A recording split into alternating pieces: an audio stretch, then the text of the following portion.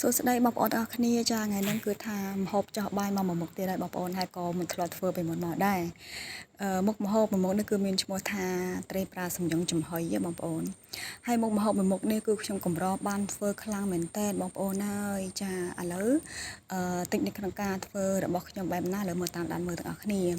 ជាដំបូងនោះគឺខ្ញុំយកត្រីប្រាសំយ៉ុងហ្នឹងយកទៅត្រាំទឹកសិនណាបងប្អូនត្រាំទឹកប្រហែលជាកន្លះម៉ោងហើយទើបយកមកកាត់ជាកង់ហើយការកាត់កង់ហ្នឹងគឺខ្ញុំកាត់បែប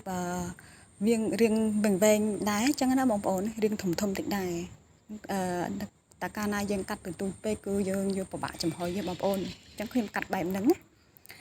បន្ទាប់ពីកាត់ត្រីប្រាសំយ៉ុងយើងរួចហើយគឺខ្ញុំត្រូវយកទៅតម្រៀបដាក់កូនថាសមួយហើយនេះគឺជាកូនថាសកូនថាសដៃបែបយកទៅចំហុយទៅគឺឆាប់ឆ្អិនអញ្ចឹងណាបងប្អូនតម្រៀបវាឲ្យរាងបានស្អាតតិចមកនិយាយចាំទៅលក្ខណៈយើងដេកគួរអញ្ចឹងណាហើយបន្ទាប់ពីបានរៀបត្រីរៀបអីយើងមើលទៅរៀបចំអស់ហើយគឺយើងចាក់ដាក់មកផ្សំគ្រឿងយកមកគឺមានដូចជាខ្ទឹមហើយចំណែកខ្ទឹមគឺខ្ញុំអត់កញ្ច្រាមឯណាមានខ្ទឹមមានម្ទេសហើយនឹងស្លឹកក្រូចសើចបងប្អូនបើសិនជាមានដែងទេគឺខ្ញុំប្រហែលជាដាក់ដែងពួកអីរបស់អញ្ចឹងគឺវាកាត់ឆ្អាបណាបងប្អូនបន្តមកទៀតគឺខ្ញុំប្រើជាស្ករចំពោះស្ករខ្ញុំប្រើប្រហែលជា2ស្ព្រាបាយបងប្អូនបន្ទាប់ទៀតហ្នឹងគឺជាអំបិលមួយចឹបនិយាយចំអំបិលដាក់តែបន្តិចទេក្រៅពីហ្នឹងគឺ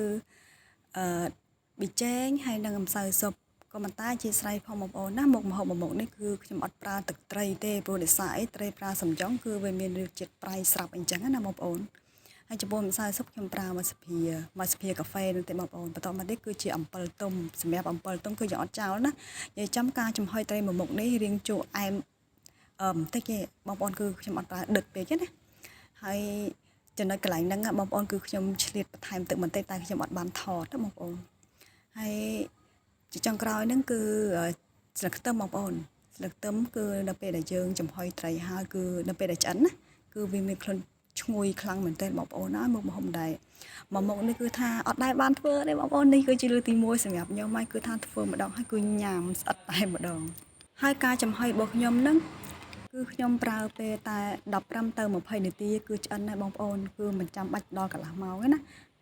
នៅពេលដែលយើងចំអិនហ្នឹងគឺយើងប្រើចំពោះភ្លើងហ្គាសគឺយើងប្រើប្រហែលជាពាក់កណ្ដាលបងប្អូន50-60%អីទៅឥឡូវឬរាល់ហើយបងប្អូនហើយកុំភ្លេចសាកធ្វើញ៉ាំទាំងអស់គ្នាធានាថារសជាតិឆ្ងាញ់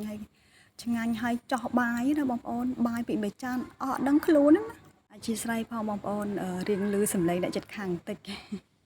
ព្រោះថាអត់មានបន្ទប់ឯណាមក voice សំឡេងទេបងប្អូនអញ្ចឹងវីដេអូក៏មានតែប៉ុណ្្នឹងទេអរគុណជំរាបលា